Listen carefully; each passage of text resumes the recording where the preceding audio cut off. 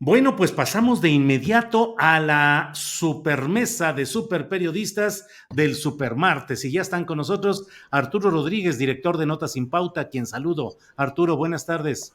Buenas tardes, Julio. Como siempre, pues un gusto estar aquí en la mesa contigo y con los colegas Temoris Greco y Arnoldo Cuellar. Gracias, Arnoldo Cuellar, buenas tardes. ¿Qué tal? Pues ansioso por escuchar a mis compañeros de mesa con todo el menú que tenemos hoy de temas. Saludos a Ans- Temoris y Arturo también. Ansiosos por escuchar a los compañeros y a ti, Arnoldo, también. Temoris Greco, buenas tardes.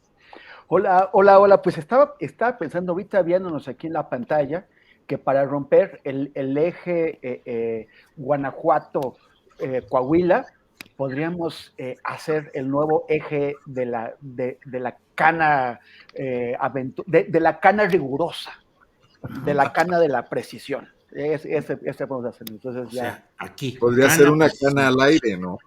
una de la canica cana al al aire. aire, sí. Una cana al aire. Temoris, platícanos, por favor, ¿qué piensas de lo que ha sucedido en este episodio de múltiples ángulos y múltiples consecuencias, que es el de la boda famosa en Guatemala y sus consecuencias políticas? ¿Cómo has visto todos los resultados, las carambolas, Temoris? Pues mira, o sea, a ver, o sea, por un lado, yo recuerdo a César Yáñez desde el mediados de los años 90 acompañando a Andrés Manuel en todas. O En sea, todo todas. lo más duro, lo más tupido que le llovió a Andrés Manuel, cuando estuvo a punto de ir a la cárcel, cuando le hicieron fraude, cuando lo ningunearon, lo atacaron, lo calificaron de un peligro para México, César Yáñez siempre estuvo ahí. Uh-huh.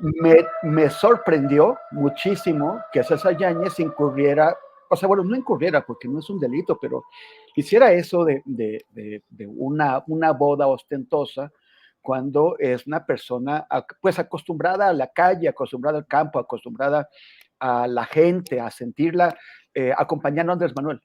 Entonces sí me sorprendió. Y lo hizo y Andrés Manuel no tuvo piedad Uh-huh. y lo mandó a la banca, César Yáñez. Uh-huh. Esto César ya Yáñez. debería dejar claro para toda la gente que quiera tener algún futuro político o administrativo con Andrés Manuel, que esas cosas no se valen. Ahora, la pregunta es, ¿realmente esa es la única causa? Por ejemplo, yo no sé qué impresión debe haber causado Andrés Manuel saber que se casaba con Carla Humphrey. Uh-huh. Carla Humphrey, que no solamente es una persona que proviene del PAN y que tiene ligas fuertes con el PAN, sino que además, pues ya sabemos, o sea, Andrés Manuel se deshizo de Irma Heréndira con cajas destempladas por el tema de la sospecha de que boicoteó, de que saboteó la candidatura de Félix Salgado en Guerrero. Y Carla Uh-huh. Humphrey, pues también, o sea, Carla Humphrey logró descarrilar esa candidatura. Entonces, no es también una de las deudas.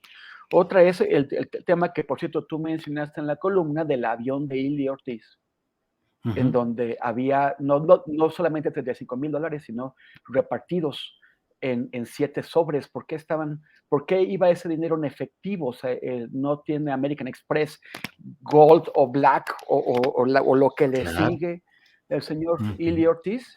No, Uh-huh. en las instituciones médicas estadounidenses no aceptan tarjetas de crédito internacionales. Eh, Uh-huh. es, Claro. es, es raro. Ahora, el tema del reemplazo con Pablo Gómez, estaba escuchando lo que decía la querida Carolina ahorita, Uh-huh.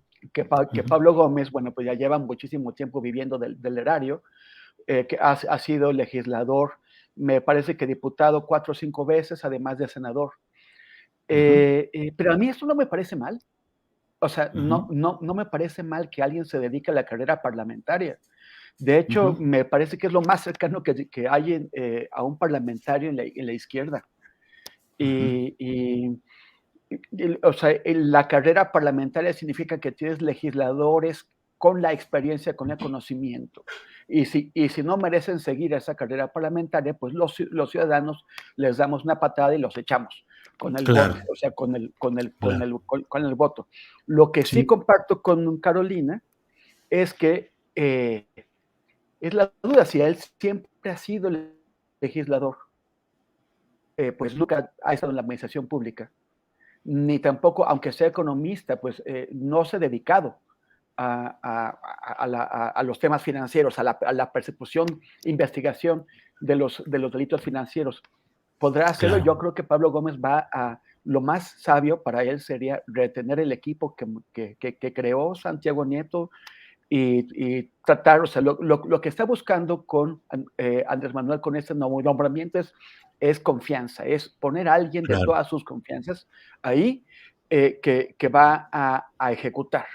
Pues Sí, tal vez es la persona adecuada si es sí, que conserva el equipo, claro, porque claro. tampoco es Pablo Gómez esté rodeado de otro tipo de gente que tenga esa experiencia. Claro.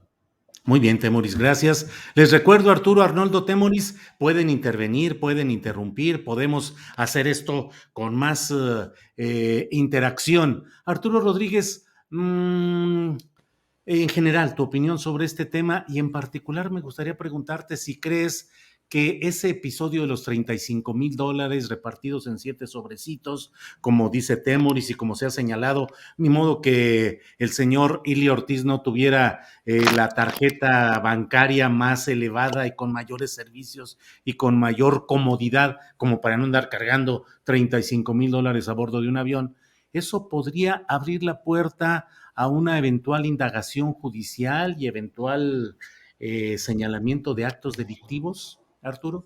Fíjate que no lo sé, no lo sé porque desconozco cuáles serían las condiciones con las que este tipo de situaciones se puedan resolver, especialmente en el derecho internacional o, en su caso, en el derecho guatemalteco. Lo que sí creo es que primero debo decir que ha sido muy hilarante desde el domingo estar viendo la cantidad de memes sobre el triunfo del amor y la, Sí. y la si mi delito es amar, renuncio y tal, ¿no? La verdad es ¿Ciega que el amor, Arturo, en sí, creo que, política? pues a mí un amigo me decía hace unas horas, a ver, pero dile que no a tu mujer, ¿no? Sí, pues sí. Este, son escenarios, creo que muy peculiares en el caso de Santiago Nieto y de esta boda, porque pues efectivamente se trata de un acto privado. El caso de César Yáñez, pues era lo mismo. Naturalmente contrasta con el discurso de la austeridad, pero la austeridad tiene que ver con la austeridad en el servicio público, ¿no? Ujú, Con no hacer un derroche de recursos en el servicio público. El caso de César Yáñez y Dulce Silva, ujú, pues Dulce Silva tiene muchísimo dinero, ¿no? ujú, ujú. Es una empresaria cuya familia ha acumulado una fortuna inicialmente pues en un negocio muy legítimo, básicamente de empacadora de embutidos, ¿no? Ujú. El rey del chorizo, le dicen al papá de Dulce, y luego, pues con un flujo de dinero tan grande, han invertido ella personalmente, pues en el sector inmobiliario, en muchos bienes raíces ahí en el estado de Puebla, que inclusive pues le llevaron a enfrentar un episodio muy Sí, azaroso con Rafael Moreno Valle en su oportunidad, la metieron a la cárcel con tal de sí. robarle unos terrenos, y bueno, entonces no parecía, al menos en mi perspectiva, pues que alguien que tiene dinero para pagar la boda, que le dé su gana, lo haga, ¿no? Yo Ujú. creo que el hecho político en este caso tiene que ver con algunos de los invitados y entre otros el caso de José Francisco Ili Ortiz. Y aquí retomo la parte de la pregunta que me planteabas, Julio, y es que yo no sé qué tan socialmente conocido sea, pero sí es algo muy conocido entre colegas de periodistas en todo el país, que pues el señor Ili Ortiz siempre carga efectivo.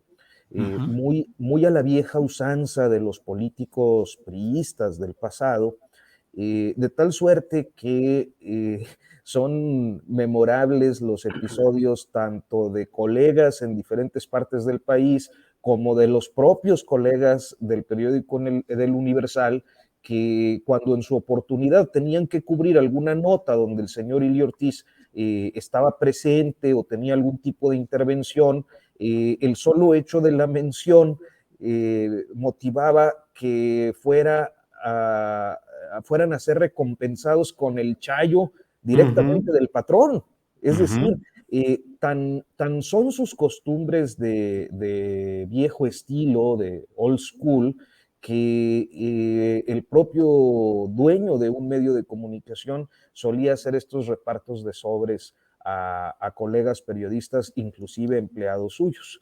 Y lo hemos escuchado, Arturo, tú y yo, de voz directa de compañeros periodistas que nos dicen, así lo viví, así fue, y nos dan su testimonio de que así es la entrega de dinero, el chayo de tu propio jefe, porque hablaste bien de tu propio jefe. En fin, Arturo. Y aún más, el reportero de la fuente o el corresponsal, la corresponsal, pues tú sabes, como ustedes saben, pues yo he trabajado en varios estados de la República a lo largo de estos años, y el corresponsal a veces era el encargado de repartir los sobres del señor Ili entre los reporteros que llegaban a cubrir alguna actividad. Entonces, es un hombre acostumbrado a manejarse en efectivo.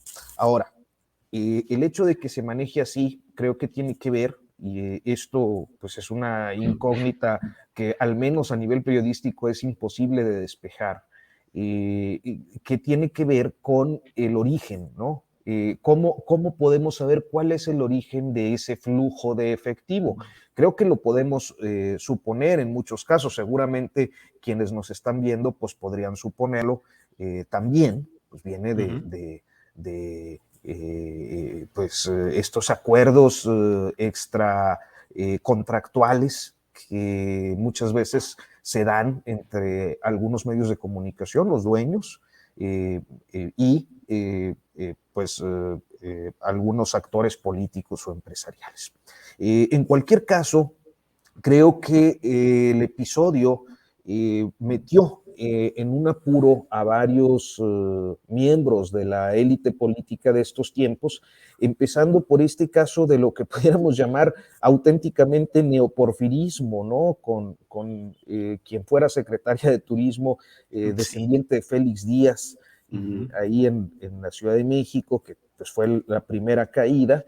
Y luego este episodio de Santiago Nieto, que me parece que se relaciona más con la calidad de los invitados que con el propio hecho de la boda, que por otra parte no tendría por qué ser objeto de ninguna investigación o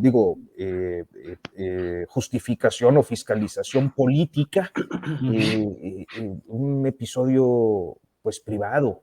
Yo escuchaba a Temoris y discrepo. Me parece que la relación de Santiago Nieto con Carla Humphrey ha sido pues conocida desde hace tiempo, y me parece que tampoco es cosa de un presidente ni de un jefe político estar pendiente de con quién se casan sus colaboradores, ¿no?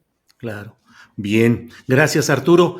Con esta referencia, Arnoldo, de Arturo Rodríguez, paso con Arnoldo Cuellar para preguntarle, Arnoldo, la boda en sí, como lo ha explicado, me parece que muy bien Arturo, pues cada quien puede con su dinero hacer la boda y la celebración que le dé la gana, y eso no debe estar supeditado ni supervisado al ánimo o a la visión política del jefe, finalmente, y menos cuando se trata de una boda en la cual la otra parte del matrimonio pues tiene el derecho a invitar a quienes considera las personas cercanas que deben estar en esa reunión. Pero en este caso, Arnoldo, el mapa de las relaciones políticas mostradas en este matrimonio, al menos las pocas figuras que se han mencionado, pues resultan muy complicadas de digerir para un proceso como es el de la llamada Cuarta Transformación.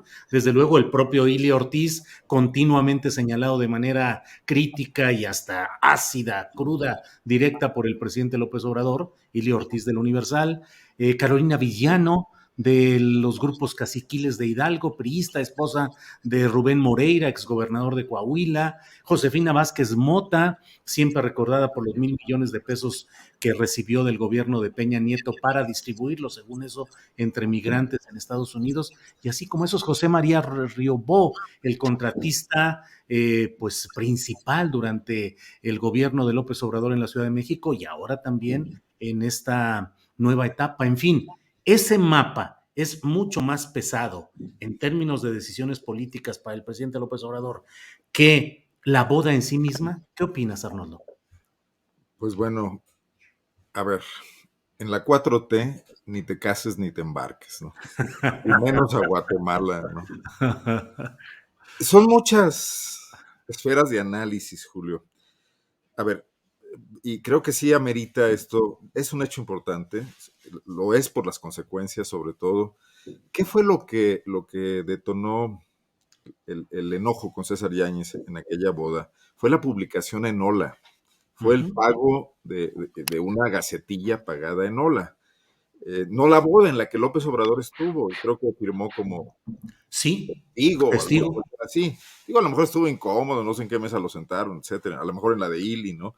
Pero bueno, el tema fue la publicación que sí se salía y que además golpeaba a la 4T justo en el arranque de la administración, cuando estaba la polémica por la cancelación del aeropuerto, algunas cosas iniciales, un político que está cuidando cómo entra el capital con el que salió de la elección muy fuerte y que no quiere desperdiciarlo en ese momento, ¿no?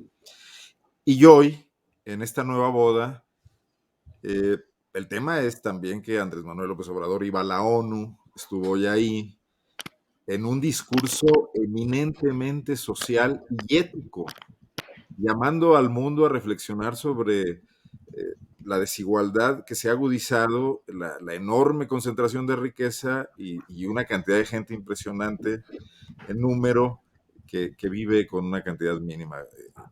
Y bueno, eso sí no compagina con una boda ostentosa en otro país, en Antigua Guatemala.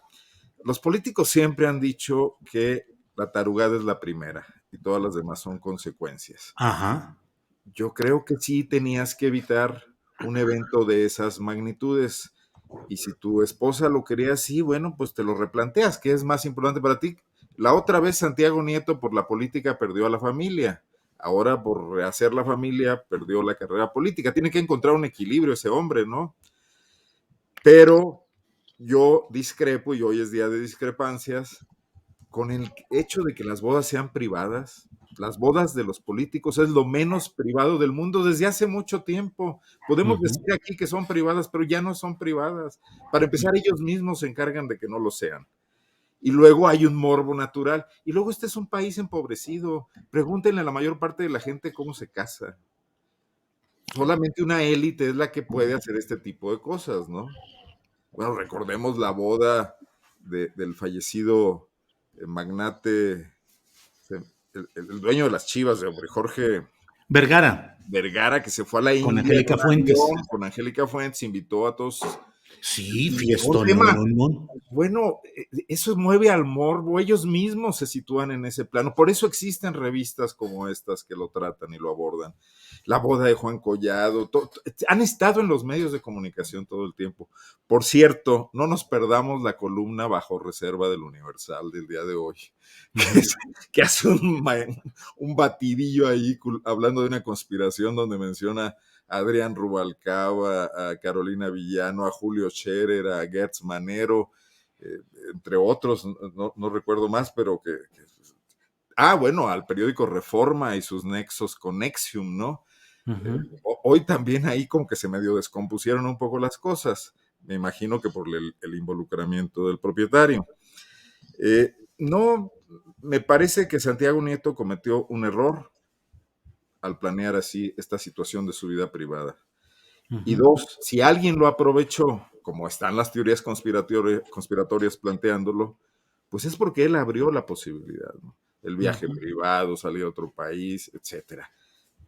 Bueno, no lo sé. Si su labor ha generado tanta animadversión y tiene muchos enemigos, habría que cuidar al máximo ese tipo de cosas, ¿no? La discreción personal, aunque se sacrifique un poco el boato, que también es algo no recomendable en la Cuarta Transformación. Ahora, finalmente, el tema de los invitados. No creo que eso a López Obrador le haya provocado un problema. Quizás la mezcla ya de todo junto, sí. Ujú. Pero en sí mismo no creo que esté vigilando con quién se junta. No. Es más, incluso yo pienso que lo que López Obrador dijo en la mañanera, como su pecho no es bodega, lo piensa seriamente y lo soltó ahí, pero que no estaba pidiendo en ese momento la renuncia. Y que quizás Santiago Nieto se jugó ese albur para o recibir una ratificación y ser perdonado o perder la mano y como fue, y perder el cargo, ¿no? Ujú. También podemos conceder eso, que efectivamente fue una renuncia, Ujú. por lo que dijo tu jefe en la mañanera, porque nadie le había hablado para pedírsela. No es la primera vez que López Obrador dejarle las orejas a alguien y no significa necesariamente que esté... Cuando ha corrido a otros, creo que no les ha dicho nada en la mañanera. Ujú. Bueno, pues hemos, Temoris, Arturo y Arnoldo, creo que hemos recorrido con amplitud varios de los muchos aspectos que hay de este asunto. Yo solo quisiera pedirles, preguntarles a los tres y empiece quien quiera respondiendo.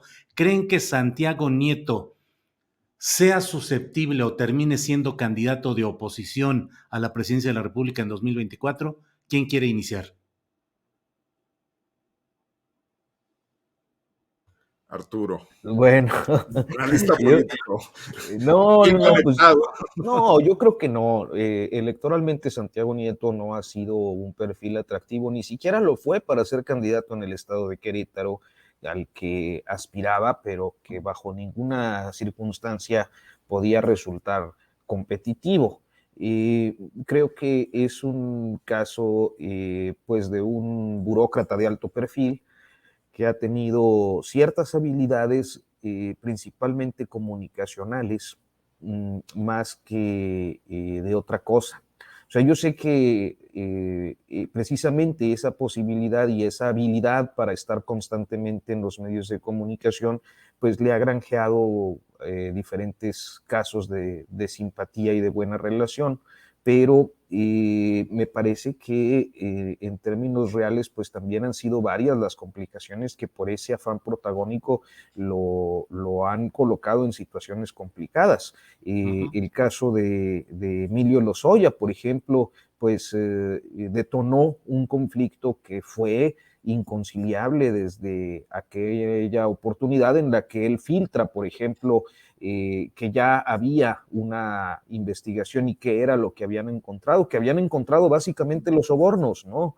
De Odebrecht a Emilio Lozoya, pero al difundir esa información, pues da pie a que Lozoya evada y se vaya del país, lo que reclamó el fiscal Gers en su oportunidad de manera muy clara y muy pública, evidenciando el conflicto que había entre estas dos entidades gubernamentales. Entonces, y además retrasando, porque a final de cuentas estamos en este punto del caso Lozoya, del que hablábamos la semana pasada. Creo que ya no tuvimos oportunidad de hablar respecto a la prisión preventiva, que fue un día después de la mesa, el miércoles, pero que estamos en este punto, pues también porque hay un retraso de un año que tiene que ver con la evasión, o sea, con la huida, con la salida del país de Emilio Lozoya y los meses que se llevó la extradición.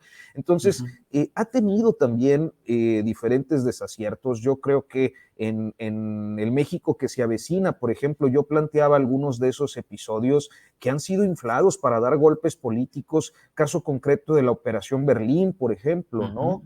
Todo aquello que se dijo de que el Consejo Mexicano de Negocios estaba financiando una campaña contra López Obrador y tal, y no hubo ningún expediente abierto, y así podríamos seguir. Y esto para mí era pues como un tema muy, muy atractivo porque pues justamente seguir a los hombres del Consejo Mexicano de Negocios y su implicación en los actos de poder, para mí ha sido un tanto objeto de trabajo a lo largo de los años y yo quería ver efectivamente que hubiera alguna consecuencia. Lo único que hubo fue una mañanera ahí donde dio datos, casos que sirvieron para el uso político, como la destitución del presidente de la Comisión Reguladora de Energía, que al último tampoco pasó nada, y así podemos seguir acumulando casos muy mediáticos que terminaron en nada. Entonces, estamos hablando de un perfil muy mediático, burócrata de alto perfil, ciertamente, con escasos resultados en sus investigaciones y ciertamente mucha conflictividad, al que pudiéramos añadir poca presencia electoral o poca popularidad como para considerarlo presidenciable. Gracias, Arturo. Temoris Greco, ¿esto es una tregua, un descanso, una victoria no específicamente buscada o construida por él, pero a fin de cuentas se va un adversario directo del fiscal general de la República, Alejandro Gertz Manero? ¿Crees que es una victoria indirecta o un descanso o una tregua para él, Temoris? Pues definitivamente Santiago Nieto era una de las personas que estaba señalando las insuficiencias, las fallas y las negligencias de la Fiscalía General de la República. Ahora no lo va a estar así. Yo no sé si Pablo Gómez tendrá un activismo como el que tenía Santiago Nieto, pero independientemente de eso, yo creo que Alejandro Gertz Manero está hundido, está atrapado, o sea, en su propio pantano, en el pantano de sus veleidades y de la justicia selectiva que está aplicando y de sus incapacidades. Entonces, no creo que vaya, digamos, o sea, sí puede ser un alivio parcial, pero esto no mejora en general la posición de Alejandro Gertz. Bien, gracias, Temoris. Arnoldo Cuellar, tú mencionaste esta columna del Universal bajo reserva, que bueno, tiene relevancia porque su director y dueño, Juan Francisco Ili Ortiz, pues estuvo en este vuelo privado que fue lo que detonó finalmente todo el asunto, junto con los $35,000 en 7 sobrecitos. La columna bajo reserva se titula El escándalo, entre comillas, escándalo, preconstruido en Guatemala contra Nieto. Y ahí, como ya lo dijiste, mezclan Adrián Rubalcaba, que fue adversario feroz de Paola Félix Díaz, la procesó, incluso perdió ella un litigio contra él por acusaciones que hizo a Adrián Rubalcaba. Menciona a Reforma, no lo nombra, pero habla de Nexium, de esclavas sexuales, de todo esto, y habla de Carolina Villano, que es aspirante al gobierno de Hidalgo. Habla incluso de Julio Scherer Ibarra y del propio Alejandro Gertz. Y termina esta parte, que es la que dedica la parte principal de la columna a este segmento, dice: guerritas apenas con preludio de la batalla de todas las batallas en 2024. Entonces te pregunto, Arnoldo, ¿serán guerritas de veras ya como preludio de la batalla de todas las batallas? Bueno, hay muchas batallas que se dan en el marco de la Gran Guerra, quizás por el 2024. Pero mira, ligo un poco lo que le preguntabas a Arturo inicialmente. Sí es bastante, deja mucho que desear, es casi patético que los opositores a López Obrador estén buscando cualquier desecho de la 4T para construir un candidato presidencial. O sea, bueno, pobre Gustavo de Hoyos, ¿dónde queda Ricardo Anaya y sus batallas desde el exilio cuando pues, que cualquiera que corren acá porque se porta mal o lo que sea, de inmediato se vuelve presidenciable para la oposición? Sí debería tratarlo seriamente con sus analistas en el diván, los dirigentes de los partidos políticos, y también Claudio X, ¿no? Esa situación, porque no logran armar mínimamente un proyecto, ya no digamos el hombre, siquiera un planteamiento coherente de a dónde quieren llevar al país, más allá. O sea, Arnoldo, dices que estar pensando en candidatos sustitutos es casi una ofensa a la valía y la viabilidad de los que están pelé y pelé en estos momentos. Sí, a cualquiera que corren acá, ¿no? Y si hacen enojar a Monreal y cualquier cosa de esta, sí me parece que ahí habla de todo un diagnóstico de la política mexicana en este momento. Ajá. Con respecto a las batallas, pues están desatadas. Yo no sé con quién estaba jugando Santiago Nieto. Yo nunca lo vi presidenciable. Hay que recordar una cosa. Santiago Nieto tiene muy buena prensa. y se debe sobre todo a que es muy atinado para sus filtraciones. Sí. Porque ha soltado cosas fuertes, a veces no se concretan, a veces sí, siempre tiene una puerta abierta. Ahí fue el origen de sus problemas cuando fue fiscal electoral. Y eso lo agradecen los medios, ¿no? Pero ciertamente no hay un pez gordo capturado todavía por obra de la Unidad de Inteligencia Financiera, ni un proceso, cuando hay tantos cuestiones irregulares de blanqueo de dinero en la política y también en otros ámbitos, que esté dando una idea clara de que la UIF iba a sanear la política, no a las venganzas personales, o no a proporcionarle al presidente combustible para sus batallas, ¿no? Yo creo que estamos hablando de algo que impactó este fin de semana, que tiene mucha miga, porque pues, las bodas a todo el mundo le gusta criticarlas, sobre todo cuando no eres tú el que te casas, y va a ser una anécdota que va a pasar rápidamente. Yo creo que Pablo Gómez es un sujeto muy serio y que tiene una vastísima experiencia, un colmillo retorcido, que ya no se cuece al primer hervor. Lo hemos visto en las cámaras, o sea, el tipo va a dar 2 o 3 golpes, no va a provocar ninguna revolución, pero va a estar concentrado. Y al rato cualquier cosa que logre, incluso entenderse con Gertz Manero para formar lo que no pudieron formar Gertz y Santiago, que es un tándem ahí, quien ponga los centros y quien los remate. Si logra eso, ya logra trascender lo que se pasó en estos 3 años, ¿no? Sí. Más que las cosas han cambiado. El presidente está ya menos dispuesto a ese pacto de no revisar el pasado, sobre todo por los engaños de Lozoya, porque también necesita recargar el tanque electoralmente hablando, y esto puede ayudar y lograr cuestiones, ¿no? Entre ambas entidades. Yo creo que Pablo no va a ir a competirle a Gertz, e incluso podría poner un poco a Gertz a chambear en otra órbita, ¿no? Se entienden, los dos son de la gerontocracia. La gerontocracia. Parecen el Comité Central del Partido Comunista Soviético, ¿no? Ajá. Vamos a ver qué pasa ahí. Muy bien, gracias Arnoldo. Temoris Greco, pasando a otro tema, y no sé si no esté relacionado el hecho de que sucedió todo esto con Santiago Nieto y el escándalo que se hizo, y muchos decían, ¿cómo va a ir el presidente de México a las Naciones Unidas a hablar de corrupción si tiene la bronca de lo que acaba de pasar con Santiago Nieto? Haya sido esa o no una de las razones. El hecho concreto es que hoy estuvo el presidente de México en la apertura del Consejo de Seguridad de las Naciones Unidas y se aventó ahí un discurso que a mí me parece que es el planteamiento a nivel mundial de sus mismas políticas de combate a la pobreza y de asistencialismo. ¿Qué opinas de esa visita del presidente de México a las Naciones Unidas, Temoris? Bueno, primero me quedé pensando, intenté imaginarme a Alejandro Gertz Manero en el Partido Comunista y no lo conseguí, no lo conseguí.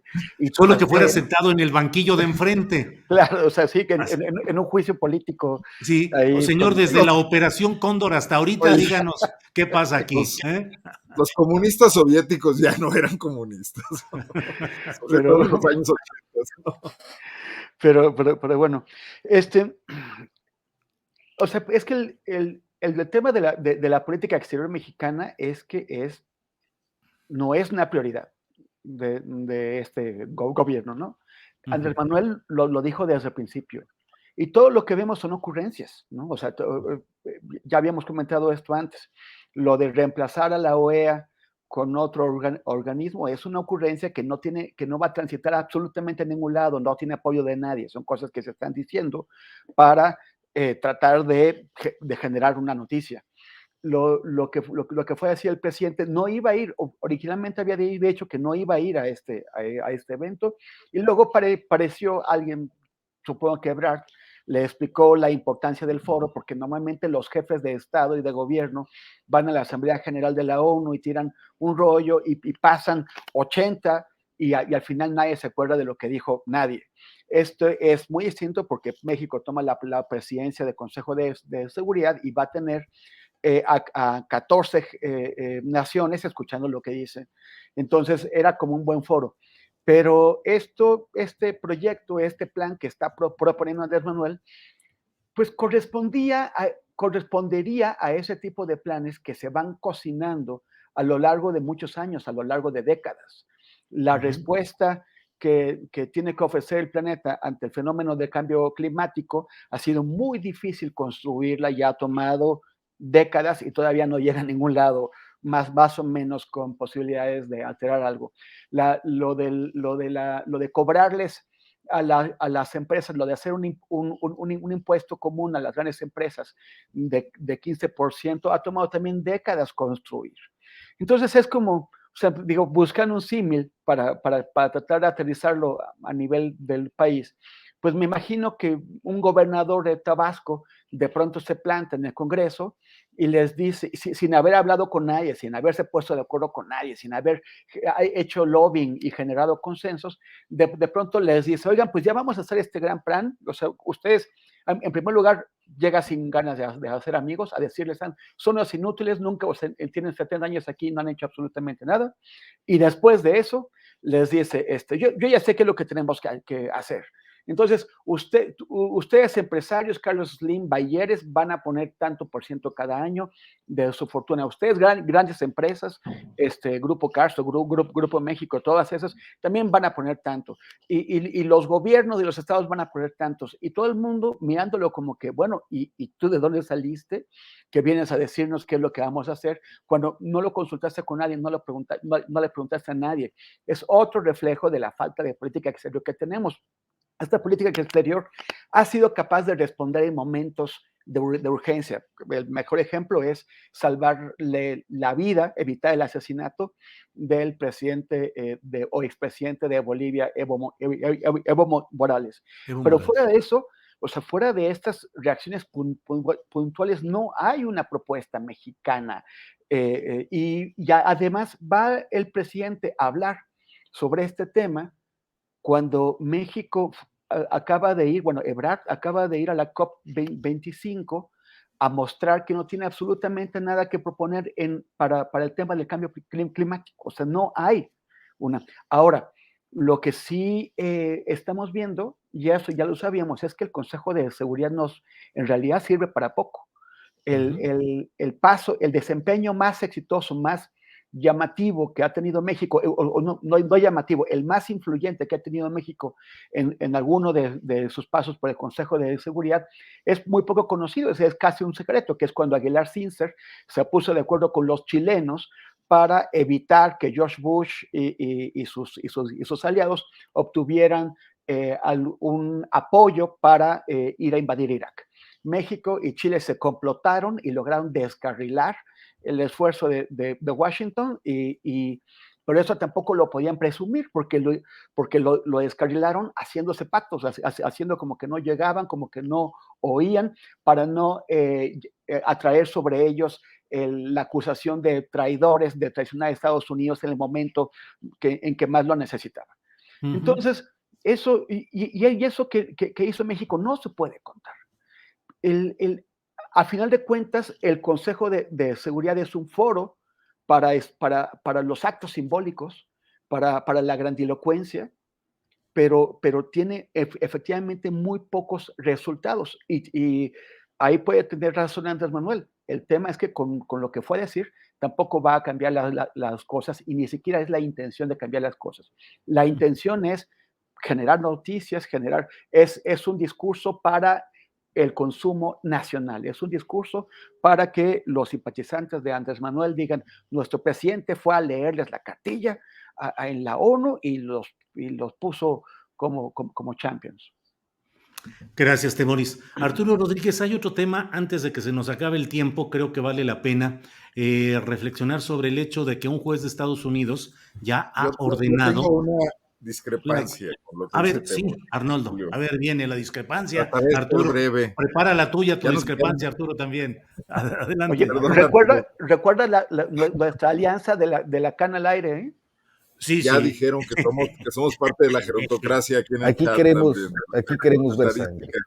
Sí. Mira, Yo creo que lo que hoy fue hacer Andrés Manuel a la ONU fue un planteamiento ético y provocador, no político, porque desde luego no está hablando con los jefes de Estado, sino con los representantes ante el organismo. Y también que hay un momento en el mundo de crítica a la inacción de la ONU, a cómo ha perdido su influencia, al enriquecimiento de las grandes corporaciones, después de la pandemia aún más, las farmacéuticas, etcétera, al tema de las grandes tecnológicas también abusivas y también alejadas de los intereses de sus consumidores, el tema de Facebook ahorita. Y bueno, como en el caso de la OEA, por ejemplo, en crisis Chile, el presidente Piñera, sujeto a juicio político quizás pronto, o Iván Duque con serios problemas en Colombia, los grandes apoyadores de la OEA manejada desde Washington, ¿no? Entonces, desde luego, no va a cambiar nada, pero está logrando un planteamiento de equilibrios que le hablan a públicos muy amplios, que quizás ni siquiera sepan bien quién es López Obrador, cómo está en México, lo que sea, pero que les haga sentido el tema de un subsidio mundial a los más pobres por parte de los más ricos. No es nada nuevo, es un lugar común, no es el primero que lo dice, está en la literatura, creo que desde Jonathan Swift y cosas por el estilo. Entonces, me parece que aprovechó bien el foro, que provocó, y que es lo único que se puede hacer en esos espacios. Un discurso político en otro sentido que tuviera cierta viabilidad no podría moverse ni un milímetro, como no pueden moverse los acuerdos climáticos por la resistencia ni siquiera de los gobiernos, sino de las corporaciones y de los intereses económicos, los países árabes que no pueden renunciar a su petróleo, etcétera, ¿no? O China. Entonces, sí creo que a mí sí me pareció muy interesante lo que pasó el día de hoy. Creo que es un texto que tendrá repercusiones, ¿no? Solamente eso quería decir. Muy bien, Arnoldo. Arturo, no hay ninguna otra discrepancia ahorita, ninguna intervención extra. Bueno, Arturo, con tu discrepancia del caso, si hay algo, y si no, lo que te quiero plantear es qué opinas del tema específico del juez de Estados Unidos que ha ordenado extraditar al exgobernador César Duarte en el contexto de Chihuahua, Maru Campos, las acusaciones, el dinero repartido a personas, entre ellas la propia gobernadora actual de Chihuahua, el involucramiento en la operación Zafiro con Manlio Fabio Beltrones, en fin, ¿cómo ves este tema del posible regreso ya, más bien la orden judicial para que regrese a México a una cárcel, César Duarte, exgobernador priista de Chihuahua? Arturo, por favor. Sí, con todo gusto. Temores, tú ya. Tú estás. Ya no le Derecho vas de a... réplica. Para alusiones. Yo estoy esperando la oportunidad de reconstruir los puentes para que el eje de la cana al aire no se rompa. Bueno, Mira, Julio, me Oído parece del que espíritu Gertz, Pablo Gómez. así es, así es. yo creo que el tema de César Duarte es uno de estos que nos apuntan o nos llevan hacia los círculos interminables de corrupción e impunidad, este binomio cuadrado perfecto de la clase política mexicana, yo creo que de todos los partidos, pero en particular pues de estos priistas y panistas de las últimas 2 décadas que han sido pues aliados en algunos casos, en particularmente sus personalidades, y cómo los procesos de justicia se tornan tan complejos. Hay que recordar que el caso de César Duarte surge al momento en el que empiezan las primeras investigaciones del gobierno de Javier Corral, que convierte el asunto Duarte en el motivo principal o en la motivación principal de todo un sexenio. El sexenio se acabó, Javier Corral terminó, no pudo hacer prácticamente nada. El juicio de César Duarte estará iniciando y que básicamente, para quienes no lo recuerden, consiste en que a través el CEN del PRI de Manlio Fabio Beltrones en 2015 habría obtenido recursos del gobierno del estado de Chihuahua a través de algunas empresas fantasma para financiar campañas del PRI. Esta situación habría implicado listas de beneficiarios de recursos, entre ellos la actual gobernadora de Chihuahua, Maru Campos, que siempre acusó a Javier Corral e inclusive su discurso de campaña pues fue ahora sí para generar cambios y siendo panista pues le metió mucho el pie Javier Corral hasta que ya no pudo hacer más y debió entregarle la silla del gobierno del estado. ¿Qué es lo que tenemos ahora? Pues después de 6 años de gobierno de Corral, después de 6 años de estos supuestos desvíos que se realizaron y finalmente con una nueva gobernadora, lo que vemos es que está por iniciar el caso sobre el exgobernador Duarte y al mismo tiempo ya en estas semanas nos hemos enterado de que hay investigaciones abiertas ahora sobre Javier Corral por nepotismo y por otros actos de corrupción que se podrían haber realizado durante su gobierno. Entonces, creo que es esto que digo al principio, estos ciclos de corrupción e impunidad que parecen interminables y que pues habrá que ver hasta dónde los 6 años dedicados por Javier Corral a perseguir a César Duarte tienen algún resultado judicial en estos tiempos. Se consiguió la extradición y bueno, estará por iniciar en algunos días el proceso sobre este exgobernador priista. Respecto al que también Maru Campos ya ha dicho, pues ella no va a perseguir ni va a ser parte del leitmotiv de su administración como lo fue el sexenio pasado. Entonces, pues creo que en esas estamos. Yo honestamente no sé hasta dónde puedan llegar. Creo que hay mucho deseo y mucha necesidad también de la sociedad mexicana en general de ver a los rufianes tras las rejas, pero eso también depende mucho de la eficacia tanto de las fiscalías que estén implicadas en esto, tanto del estado de Chihuahua como de la federal en su oportunidad, como de pues el sistema de justicia que tendrá que aquilatar las probanzas y ver hasta dónde en efecto se pueden probar diferentes episodios o fue un hecho inflado discursiva y políticamente por Javier Corral. Muy bien, Arturo, que gracias. Ahora es objeto de investigación. Que ahora es objeto de investigación. Gracias. Le recuerdo a quienes nos acompañan en este programa que terminando esta mesa vamos a tener una entrevista con Ricardo Ravelo. Usted lo conoce, periodista, autor de varios libros sobre temas de narcotráfico, seguridad nacional, seguridad pública, y ahora tiene un nuevo libro que se llama Los narcopolíticos. Por aquí lo tengo. Los narcopolíticos, de la editorial HarperCollins, y vamos a platicar con él enseguida de la mesa de periodistas de este martes. Ricardo Ravelo, que es compañero en la mesa sobre seguridad que hacemos todos los jueves en este mismo canal. Bueno, vamos ahora con Arnoldo Cuellar. Arnoldo,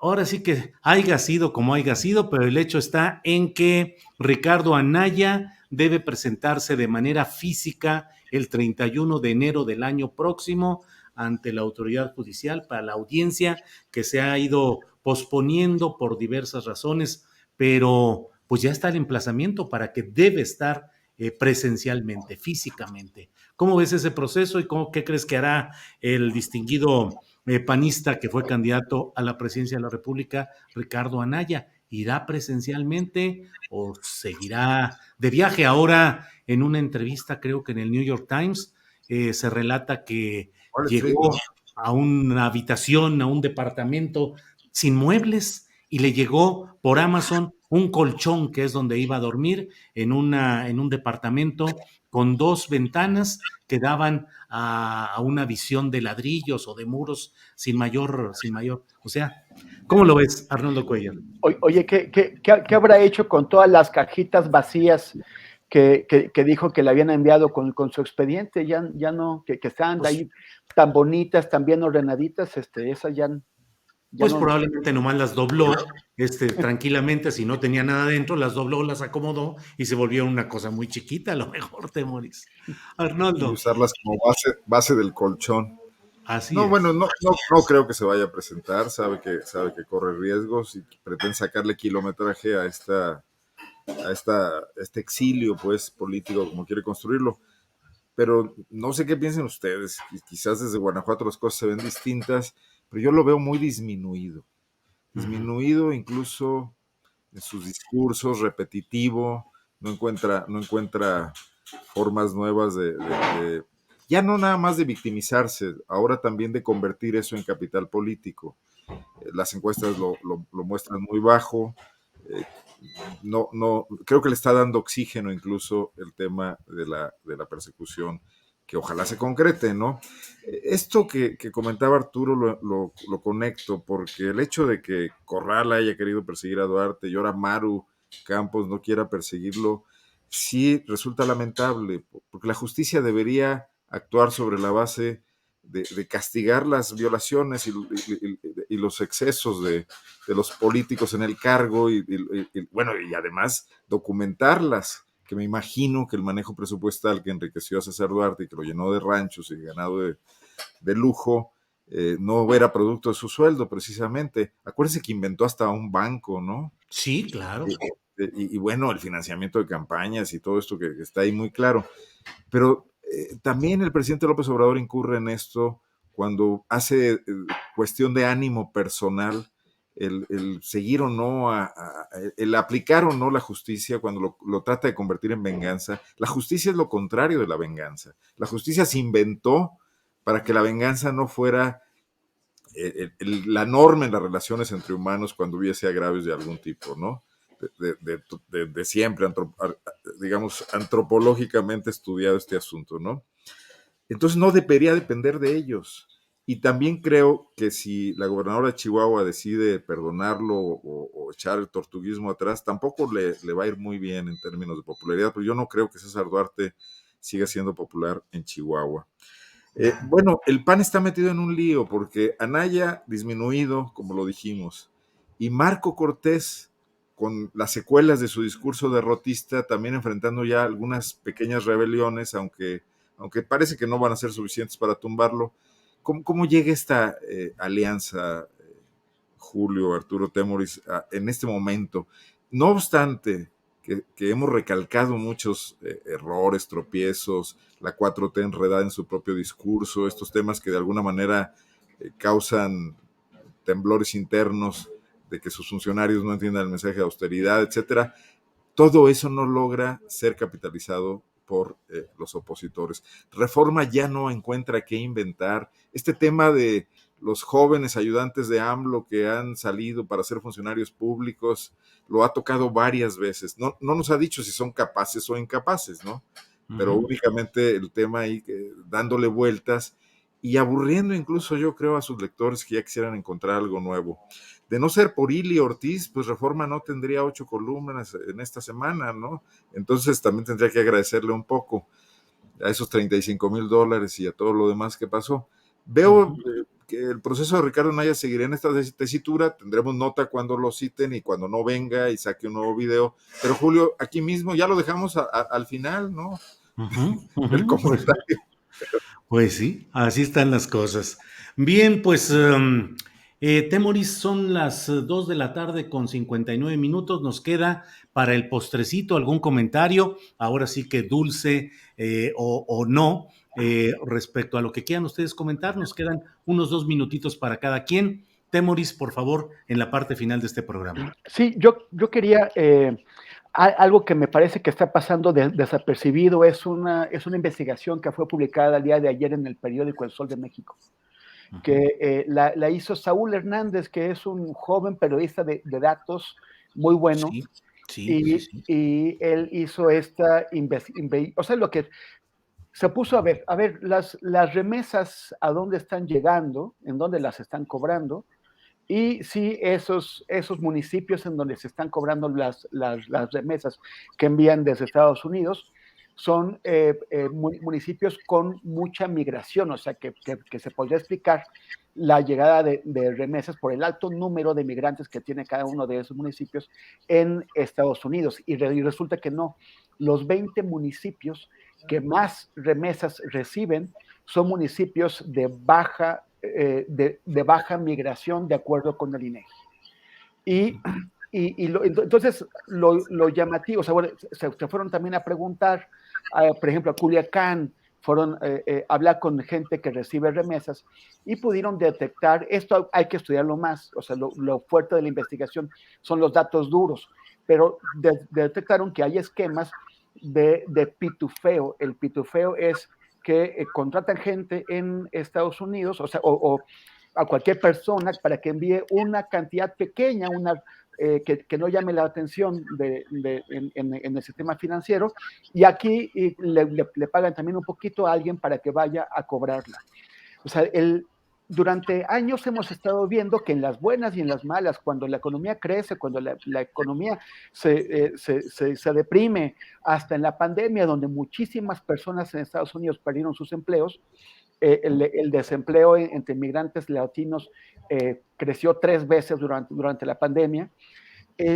Hemos visto que las remesas crecen y crecen y crecen, y como que no nos queremos preguntar por qué. O sea, parece, o sea, en los discursos oficiales de cualquier partido siempre se dice que es el esfuerzo de los hermanos y hermanas que están trabajando en Estados Unidos bueno, pero parece que no es así, parece que hay otras explicaciones.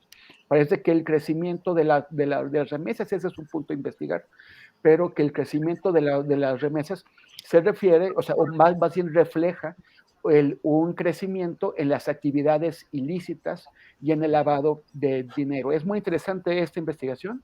Yo creo que debe darnos pie a más reflexión y a más trabajos, y salió ayer en El Sol de México bajo la firma de Saúl Hernández. Híjole, qué interesante, Temoris. Gracias. Voy a buscar esa información, pero resulta interesante. La vamos a buscar a ver si incluso la comentamos mañana en el programa de Una Tres. Te mando la pieza. Órale, gracias. Arturo, el postrecito, lo que tú desees, por Pues favor, mira, adelante. siempre estoy muy atento al chat, pero luego nunca comento nada, así que muy rápidamente, Esperanza Alcaraz nos estaba pidiendo opinión sobre Pablo Gómez, y yo sí creo que vale la pena recordar que se trata de un político de larga trayectoria en las izquierdas de este país, desde su pertenencia al Partido Comunista en los años 60, su participación en el contexto del 2 de octubre, mejor dicho, del movimiento estudiantil de 1968, y posteriormente su participación en el movimiento del 10 de junio, que terminó con esa represión que conocemos como la del Halconazo o la del Jueves de Corpus, miembro de distintos partidos de izquierdas. Efectivamente, creo que un parlamentario muy completo. Me parece, y al menos esa es mi percepción o mi opinión, que se trata de un hombre honesto, al que al menos yo no recuerdo tener registro de algún acto de corrupción o algún escándalo, aunque sí de algunas polémicas por sus posturas legislativas, algo que es muy natural o muy normal, el tener polémicas pues en una persona de su edad y con su trayectoria. El otro caso que respondo muy rápidamente es que Alberto Moreno me hizo ver un error. Yo dije el sexenio de Javier Corral, y efectivamente fue un quinquenio, fueron 5 años, y son 6 desde la realización de lo que fue la Operación Zafiro en 2015, cuando era presidente del PRI, Manlio Fabio Beltrones. Entonces, efectivamente, me atropellé yo en la exposición, y hay un error. El periodo de gobierno de Corral fue de 5 años. Y finalmente, comentarles que hay una videocolumna mía en Notas sin Pauta en YouTube, la más reciente. Es un perfil o una suerte de perfil sobre Ricardo Anaya, perfil político que espero pueda ser de su interés. Abordo ahí las traiciones, la forma inescrupulosa en la que construyó una breve y vertiginosa carrera política que hoy pues está prácticamente en extinción. Muy bien, Arturo, muchas gracias. Arnoldo Cuellar, te toca cerrar con el postrecito. Son las 3 de la tarde con 5 minutos. Vamos muy bien.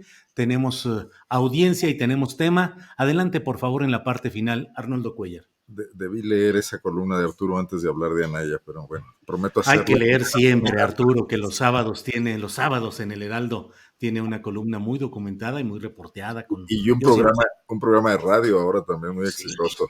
Sí. Bueno, Bueno, yo compartirles, invitarles, voy a hablar de libros rápidamente. Julio, felicitarte, 10,000 gentes hoy siguiendo la columna en algunos momentos, 9,000, muchos likes.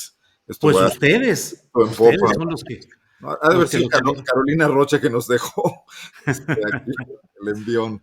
Oh, Vamos a presentar en Guanajuato, me invitaron, acepté el libro de Hernán Gómez Bruera este próximo sábado sobre la 4T. Entonces va a estar Malú Micher, va a estar Antares Vázquez, mucha 4T y poca sociedad civil, pero bueno, va a estar un diputado local también de Guanajuato y el propio Hernán, ¿no? Entonces ahí vamos a estar, pues invitar a la gente, se llama AMLO y la 4T el libro. David Martínez Mendizábal es el que nos va a acompañar, diputado local por Morena, que es cónyuge de Malú Micher, investigador universitario, y las 2 senadoras de Guanajuato. Bueno, pues voy a tratar ahí de generar una voz un poco discordante. Ya empecé a leer el libro y me parece que está bastante objetivo en cuanto a tratar oscuros y claros de lo que va de la 4T.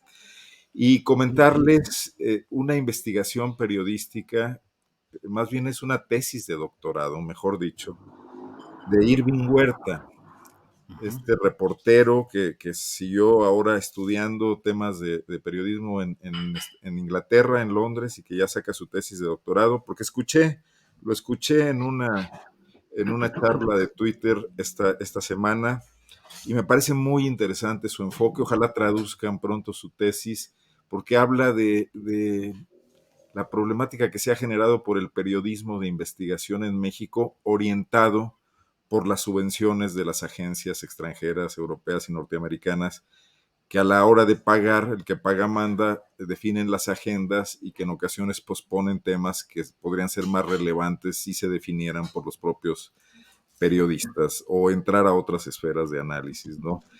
Lo analiza, lo revisa y propone algunas alternativas. Ojalá pronto esté también disponible pues para el gremio, ¿no? Porque sí se ha constituido como una alternativa al diarismo metido siempre en la vorágine y muchas veces cooptado por las agendas de los propietarios de los medios, el tema del periodismo de investigación con este tipo de subvenciones, pero yo creo que también llegó la hora de revisarlo críticamente y me parece que es un buen momento para la tesis del colega Irving Huerta.